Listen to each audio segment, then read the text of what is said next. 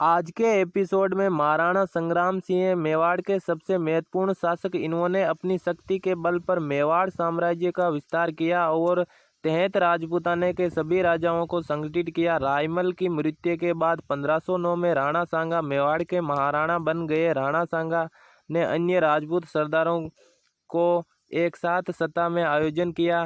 राणा सांगा ने मेवाड़ में 1509 से 1528 तक शासन किया, जो आज भारत के राजस्थान प्रदेश में स्थित। राणा सांगा ने विदेशी आक्रमणकारियों के विरुद्ध सभी राजपूत एकजुट किया।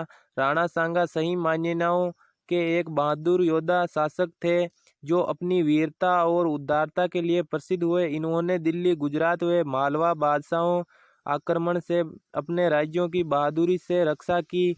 उस समय के वह सबसे शक्तिशाली हिंदू राजा थे। फरवरी 1527 खानवा के युद्ध में पूर्व बयान के युद्ध में राणा सांगा ने मुगल सम्राट बाबर की सेना के परास्त कर बयान का किला जीता। खानवा में लड़ाई में हसन खां मेवाती राणा जी ने सेनापति थे। युद्ध राणा सांगा के कहत राजपूत राजाओं को पाती प्रयत्न परंपरा निर्वाहित किया। बयान के युद्ध में प्रसाद 16 फरवरी 1527 खानवा मैदान में राणा सांगा घायल हो गए। ऐसी व्यवस्था में राणा सांगा बसवा आ गए, जहां राणा सांगा की 30 फरवरी 1528 को मृत्यु हो गई। लेकिन राणा सांगा की विधि विधान से अंतिम संस्कार भीलवाड़ा में हुआ।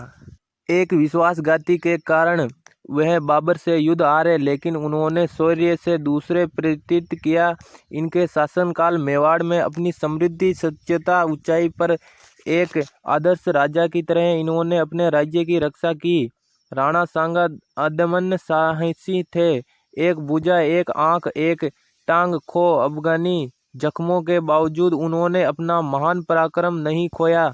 सुल्तान मोहम्मद शाह मूड के युद्ध में हारने के बंदी बनने के बाद उन्होंने राज्य पुनः उदारता के साथ सौंप दिया। यही उनकी बहादुरी का दर्शक है। खानवा की लड़ाई में राणा जी को लगभग 80 घाव लगे थे, अतः राणा सांगा के सैनिकों भाग्य शेष की कहा जाता है। बाबर भी अपनी आत्मकथा में लिखता है कि राणा सांगा अपनी वीरता और तलवार के बल पर अत्यधिक शक्तिशाली हो गए।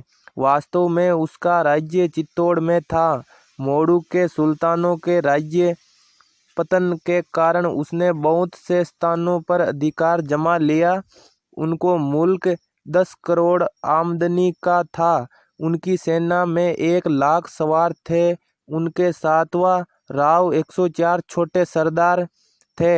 इनके 3 उत्तराधिकारी भी। यदि वह ही वीर और योग्य होते तो मुगलों को राज्य हिंदुस्तान में नहीं घुसने देते।